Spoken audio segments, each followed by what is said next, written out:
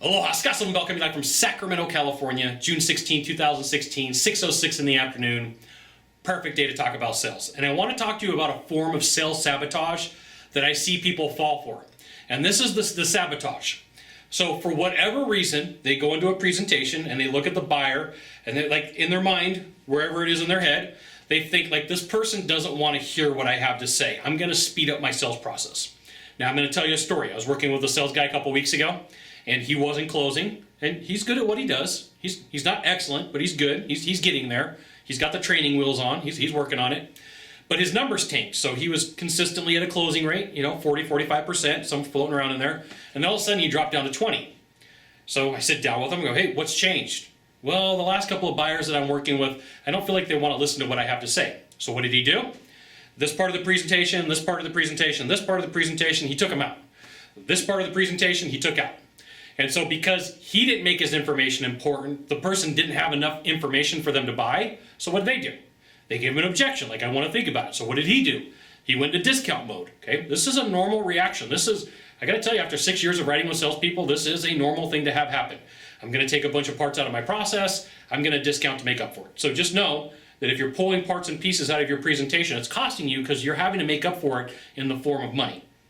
And so if your product costs more than your competition, you don't have the ability to go back and go, time out. I didn't do my whole presentation. Let me present this and start all over again for you. Because most buyers are going to go, okay, that makes a lot of sense. You didn't do your job before. Let me try to let you do it. Let me try to let you do it now. Okay? That just doesn't happen. This is a pure form of sales sabotage.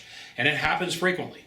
It's your job to make the information important. So if you're sitting down with a buyer and the person doesn't explicitly tell you, I don't want to hear all this, they set up an appointment. There's a reason why you're talking to them. So whatever sentence here should build on and capture them for the next one. So every 2 minutes, when I sat down with one of my friends that does movies, he said, look, here's the thing.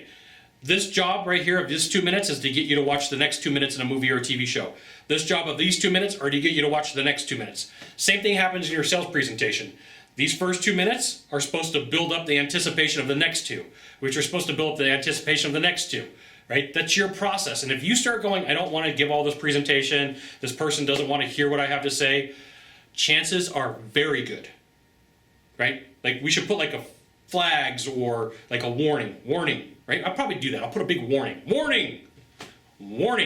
Chances are really good if you're taking out parts of your process because you think that they don't need to be there, you're going to get an objection. And that objection is going to be, I want to think about it or I'm getting other bids. There's usually two of them. Okay?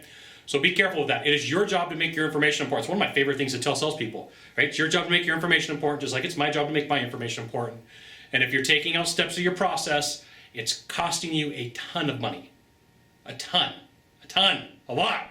Dinero, right? Whatever word you want to use. I don't know, what word do you use for money? Moolah, cash? You could pick whatever one you want. Whatever your word you use, it's costing you a bunch of that, okay? Stick with the process. Go through it every time. Consistent sales presentation will bring in consistent money. An inconsistent sales presentation is going to get you a lot of objections. It's just the way that it is, okay? Now, if you could do a small favor for me in the box down below, leave a comment, question, or story. That'd be fantastic. To the right, to the left, like in here, there's a subscribe button. You know what you got to do. You got to subscribe.